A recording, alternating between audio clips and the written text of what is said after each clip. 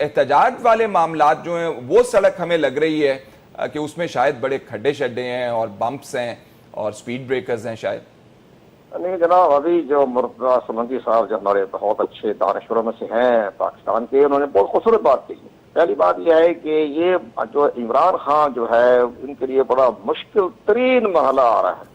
Opposition बड़ी मजबूत आ रही है और मैं तो कह रहा हूँ कि मुस्लिम लीग जो है, नवाज ग्रुप समझे या नवाज लीग कहें, जो भी कहें, वो बड़े खुशकिस्मत हैं कि उन्हें बड़ी बड़ी कदावर शख्सियत की हमायत हासिल होगी। इसमें पीपल पार्टी शामिल है, बतौता मजलिस अमल है और बाकी तमाम बड़ी बड़ी जमातों के लीडर शामिल हो गए हैं।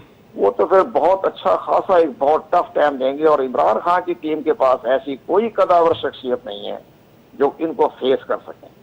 बड़ी इसलिए मैं ये कह रहा हूँ कि अभी तक इनका मुझे ये खतरा नजर आ रहा है कि जो स्पीकर कौमी असम्बली का होती है, खुफिया राय शुमारी से होती है, वही कहीं के हाथ से ना निकल जाए। जहर के पास कोई ऐसा कोई दानिशमंदी की बात नहीं। अब देखें, मुझे बड़ी हैरानी होती है। खुफिया राय शुमारी की आप बात कर रहे हैं?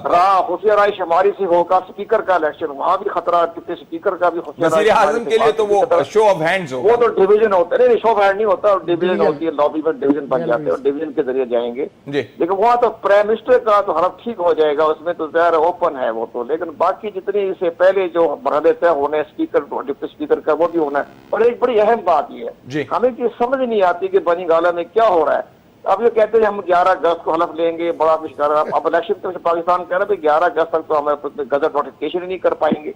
तो ये सारी चीजें नजर आ रही है बकायदा सोच समझकर कोऑर्डिनेशन के साथ ministry parliamentary affair, election commission, cabinet. मुझे आपका ये नोटिफिकेशन वाला पॉइंट समझ नहीं आया, क्या कह रहे हैं आप इलेक्शन कमीशन के पार्ट पर? इलेक्शन कमीशन ऑफ पाकिस्तान जो होगा गजट नोटिफिकेशन करेगा अपने रिटर्न कैंडिडेट का, वो 11 अगस्त से पहले नहीं कर सकेगा। ठीक, वो 11 इसके बाद ही जाके अपने हलफ की अपना कौमी असेंबली का इजलास तलब किया जाएगा, हलफ किया जाएगा, स्पीकर का इंतखाब होगा। पहले तो